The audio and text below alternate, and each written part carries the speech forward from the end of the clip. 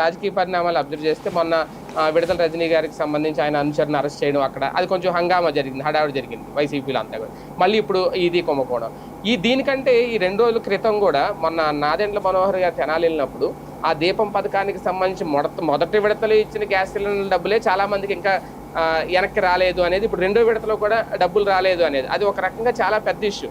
అటువంటి వాటిని రేజ్ చేసే విషయంలో వైసీపీ వెనకబడుతుంది. ఎందుకంటే రోజు రోజుకి ఏదో ఒకటి వీళ్ళ మీద వేస్తూ ఉంటే దీన్ని సరిదిద్దుకోవడం వీళ్ళకి సరిపోతుంది తప్ప ఆ అంశాలు తెర మీద తీసుకురాలేకపోతుంది ప్రతిపక్షంలో ఉండే. నేను అనేది అటువంటి డైవర్షన్కి ఏమన్నా టీడీపీ కంటే ముందే ఈ పత్రికలు సిద్ధం చేసి పెడుతున్నాయా వీళ్ళకి అనేది నా ప్రశ్న. అంత పెద్ద సీన్ ఏం లేదు అక్కడ. బేసిక్గా అది మాట్లాడుతూనే ఉన్నారు, వాటికి సమాధానం చెప్పేది ఉండదు అక్కడ.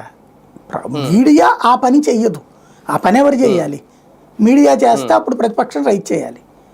మీడియా ఆ పని చేయదు, ప్రజల పక్షాన ఉండదు అక్కడ. బేసిక్గా మన రాష్ట్రంలో మీడియా అది మరి. కాబట్టి ఇంకేం బాధ అసలు. వాళ్ళని వార్తల కింద చూడటమే దండగ.